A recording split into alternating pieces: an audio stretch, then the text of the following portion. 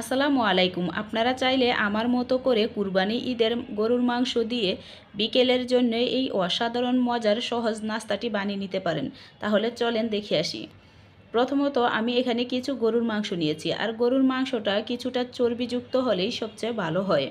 এখন মাংসটাকে কিমা করে নিতে হবে। আপনারা যদি ছুরি দিয়ে কেটে কিমা করতে পারেন তাহলে ভালো, ছুরি দিয়ে কেটে কিমা করে নেবেন। আমি ছুরি দিয়ে কেটে কিমা করতে পারি না, তাই ব্লেন্ডারে কিমা করে নিচ্ছি। আর ব্লেন্ডারে কিমা করতে গিয়ে দেখেন কি হাল অবস্থা, মানে একদম মিহি পেস্ট হয়ে গেছে। অতিরিক্ত চর্বি থাকার কারণে মানে মাংসটা একবারে মিহি পেস্ট হয়ে গেছে। মানে একটু দানাদার থাকলে সবচেয়ে ভালো হতো। এখন কি করার, এটা দিয়েই করে নিতে হবে। নিয়ে নিচ্ছি পেঁয়াজ কুচি, আর নিয়ে নিচ্ছি হলুদ ক্যাপসিকাম কুচি, আর নিচ্ছি লাল ক্যাপসিকাম কুচি। আমি এখানে 2 ধরনের ক্যাপসিকাম নিয়েছি, আপনারা চাইলে যে কোনো একটি ক্যাপসিকামও নিতে পারেন। আর দিয়ে দিচ্ছি ঝালের জন্য কাঁচামরিচ কুচি, আর ফ্লেভারের জন্য দিয়ে দিচ্ছি ধনিয়াপাতা কুচি। এখন একটা ছুরির সাহায্যে আমি আরও মিহি করে কুচি করে নিচ্ছি। এটা যত মিহি করে কুচি করে নেবেন ততই কিন্তু বার্নিংয়ের জন্য ভালো হয়। তো দেখেন মিহি করে কুচি করা নেওয়া হয়ে গেছে। এখন আমি সে মাংসের কিমার সাথে নিয়ে নিচ্ছি। এখানে কিছু মশলা অ্যাড করে নিব। প্রথমত দিয়ে দিচ্ছি 2 টেবিল চামচ আদা রসুন বাটা, আর দিয়ে দিচ্ছি 1 টেবিল চামচ ভাজা জিরার গুঁড়া, 1 টেবিল চামচ ধনিয়ার গুঁড়া, 1 টেবিল চামচ লাল মরিচের গুঁড়া, আর দিয়ে দিচ্ছি 1 টেবিল চামচ কাবাব মশলা, দিয়ে দিচ্ছি স্বাদ মতো লবণ। আর বার্নিংয়ের জন্য এখানে আমি 1/3 কাপ ময়দা নিয়েছি। আপনারা চাইলে ময়দার পরিবর্তে এখানে বেসনও দিতে পারেন, তাতেও কিন্তু অনেকটা ভালো হয়। এখন আমি কিছুটা ময়দা দিয়ে মেখে নিচ্ছি, পরে লাগলে পুরাটা দিয়ে নিব। আপনারা চাইলে কিন্তু কিছুটা ময়দা আবার কিছুটা কর্নফ্লাওয়ারও দিতে পারেন। কিন্তু দেখেন আমার কিন্তু এখানে পুরাটা ময়দাই লেগেছে। মানে কিমাটা মানে একদম মিহি কিমা হয়ে যাওয়াতে একটু নরম হয়ে গেছে। তার জন্য আমি 1 টেবিল চামচ পরিমাণের সয়াবিন তেল দিয়ে মেখে নিচ্ছি, তাতে করে হাতে লেগে যাবে না। তো তেলটা দিয়ে আবারও আমি ভালোভাবে মেখে হাতটা পরিষ্কার করে আসছি। এসে এভাবে হাত দিয়ে মুঠো মুঠো করে আমি মানে নাস্তাগুলো বানিয়ে নিচ্ছি। আপনারা আপনাদের পছন্দ মতো করে গোল শেপ বা লম্বা শেপ যেইভাবেই হয় না কেন আপনারা বানাতে পারেন। আমি এভাবে একটু লম্বা লম্বা করে এই যে আঙ্গুল দিয়ে এইভাবে দাগ করে দিচ্ছি, মানে দেখার সৌন্দর্যের জন্য। কিন্তু কিমাটা নরম হওয়াতে এরকম মানে সুন্দর হয়নি, তারপরে কিন্তু দেখতে অনেকটাই ভালো হয়েছে। এখন একে একে আমি কড়াইতে দিয়ে ভেজে নিচ্ছি।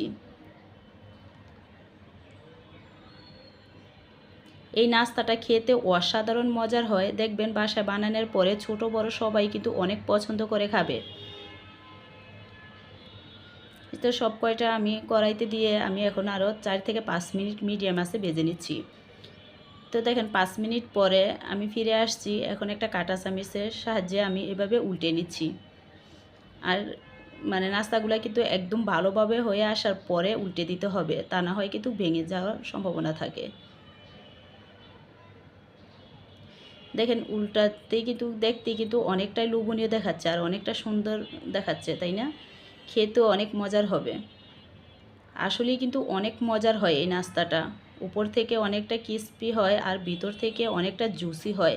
মানে ওই যে চর্বিটা দেওয়ার কারণে মানে ভিতরে অনেকটাই জুসি ভাব হয়, মানে খেতে খুবই ভালো লাগে।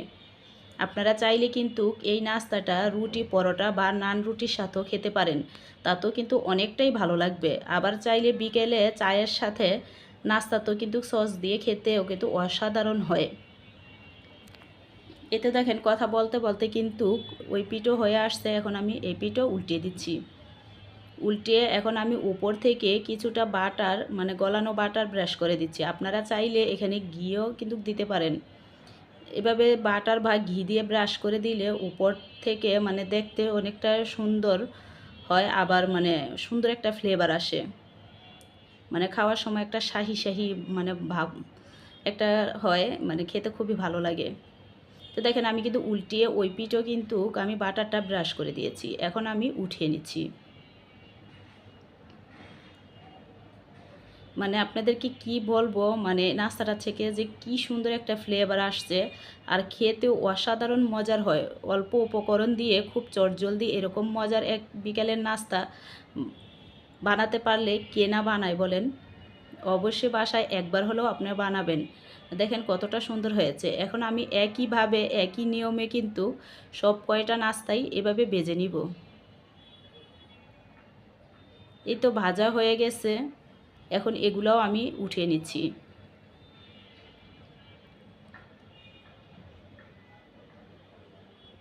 তো দেখেন আমি একটা প্লেটে নিয়ে নিয়েছি। আর দেখতে কতটা সুন্দর আর কতটা লোভনীয় হয়েছে। শুধু কি দেখতেই সুন্দর হয়েছে, খেতেও কিন্তু অসাধারণ মজার হয়েছে। দেখেন আপনাদেরকে ভেঙেও দেখিয়ে দিচ্ছি ভিতরটা কতটা জুসি। আপনারা অবশ্যই বাসায় একবার হলেও কিন্তু বানাবেন। আর এখন কিন্তু সবার ঘরেই মানে কুরবানি ঈদের গরুর মাংস থাকে। অবশ্যই একবার হলেও বানিয়ে খাবেন। আর কীরকম হয়েছে আপনাদের কাছে কমেন্টে জানাবেন। যদি ভালো লেগে থাকে তাহলে প্লিজ একটা সাবস্ক্রাইব করে পাশে থাকবেন। খোদা হাফেজ, ভালো থাকবেন।